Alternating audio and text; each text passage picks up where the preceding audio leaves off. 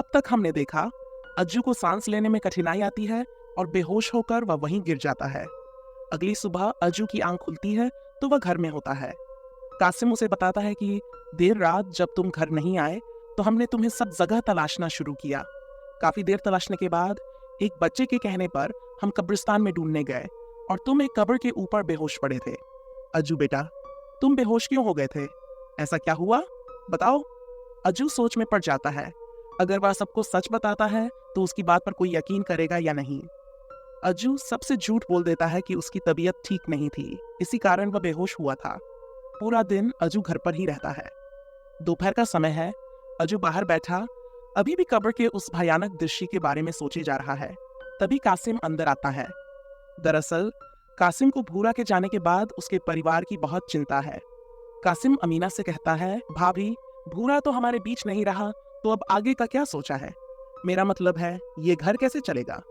अज्जू की पढ़ाई का खर्च, मुन्नी की परवरिश, दुनियादारी सब कैसे होगा? कुछ सोचा आपने? मैं तो यही कहूंगा कि अज्जू को अब घर की जिम्मेदारी संभालनी चाहिए। उसे मेरे साथ काम पर लगा दो, मैं उसका पूरा ख्याल रखूंगा। समीना कासिम की बात को बहुत ध्यान से सुनती है। उसे पता है कि कासिम को अज्जू की बहुत चिंता है, लेकिन अज्जू की पढ़ाई से समीना को समझौता पसंद नहीं है। इसलिए वह कासिम से कहती है, कासिम भाई, मैं समझती हूँ आपको हमारी कितनी परवाह है, लेकिन मैं अज्जू की पढ़ाई नहीं छुड़वाऊंगी। मैं खुद मेहनत मजदूरी करूंगी, लोगों के घर जाकर काम करूंगी, बीड़ी बनाऊंगी, लेकिन अज्जू की पढ़ाई से समझौता नहीं करूंगी। अज्जू बाहर से ही कासिम और समीना की सारी बात सुन लेता है। उसे बड़ा दुख होता है ये जानकर कि वह आगे नहीं पढ़ पाएगा। अज्जू का मन भर आता है। उसके सारे सपने जो उसने सजोए थे सब चूर चूर हो गए। उसके पिता का सपना, उसकी मां की ख्वाहिश उसे बड़ा अफसर बनते देखने की, लेकिन सब ख्वाब टूट गए। फिर अज्जू मन ही मन निर्णय लेता है कि मेरी पढ़ाई मेरी मां से ज्यादा नहीं है। मैं अपनी मां को काम करते नहीं देख सकता। कासिम चाचा सही कहते हैं, मुझे उनके साथ काम पर जाना चाहिए। अब्बू के जाने के बाद अब घर की जिम्मेदारी मेरे कंधों पर है। अज्जू अंदर जाकर कासिम से कहता है, चाचा, मैं पढ़ाई नहीं करना चाहता, मैं आपके साथ कल से काम पर जाऊंगा। समीना अज्जू को टोकती हुई कहती है, ये तू क्या कह रहा है? काम नहीं, तुझे काम वाम नहीं करना, बस तू अपनी पढ़ाई पर ध्यान दे।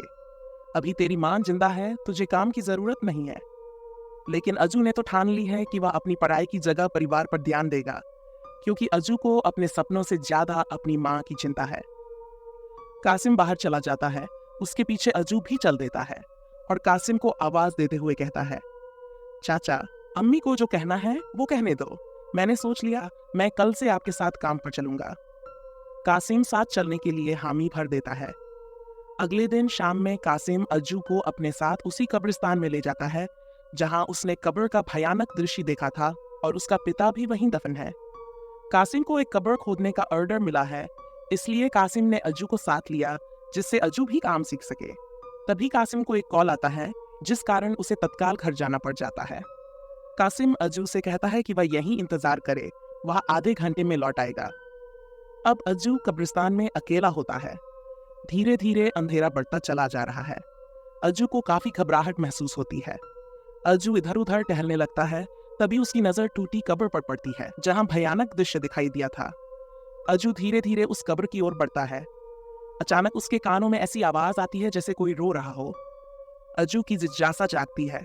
वह कब्र में झांकता है। कब्र के टूटे हिस्से से रोशनी निकल रही है।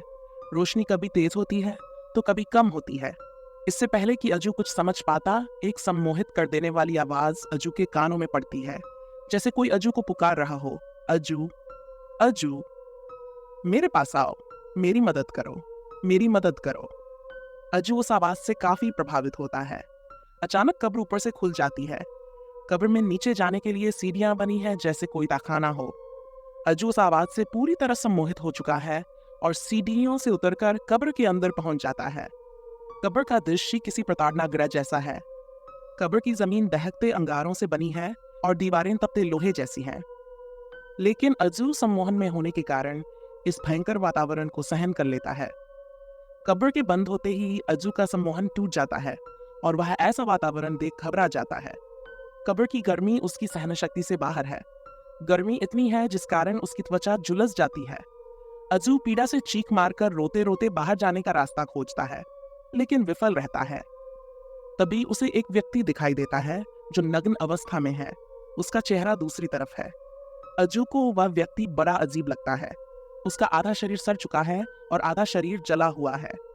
उसके गले हुए भाग से कीड़े निकल रहे हैं, जैसे किसी सड़े हुए मांस में कीड़े पड़ जाते हैं। अज्जू डरते हुए उससे सहायता के लिए कहता है। जैसे ही वह व्यक्ति पलटकर अज्जू की ओर देखता है, अज्जू उसे देख भय से चीख मारकर कांपने लगता है। उस व्यक्ति के चेहरे का आधा भाग जल चुका है और आधा भाग गला सड़ा हुआ है, जिसमें से कीड़े बाहर निकल निकल कर गिर रहे हैं। और वह भयानक व्यक्ति फिर से कीड़ों को उठाकर अपने गले हुए भाग में डाल रहा है। अज्जू आखिर है तो एक बालक ही, ये सब देख तो एक सामान्य व्यक्ति कितना भयभीत हो सकता है, इसकी कल्पना ही की जा सकती है। अज्जू उस व्यक्ति को देख उससे दूर भागने की कोशिश करता है, लेकिन वह व्यक्ति हर दिशा में है। अज्जू प्रार्थना करता है, गिड़गिड़ाता है, उस व्यक्ति से दया की भीख मांगता है, उससे कहता है, मुझे जाने दो, मैं कभी यहाँ नहीं आऊंगा। तभी वह व्यक्ति भी चीख मारकर रोने लगता है और कहता है, मुझे तुम्हारी मदद की जरूरत है, तुम मुझसे वादा करो मेरी मदद का, तभी मैं तुम्हें यहाँ से जाने का रास्ता बताऊंगा।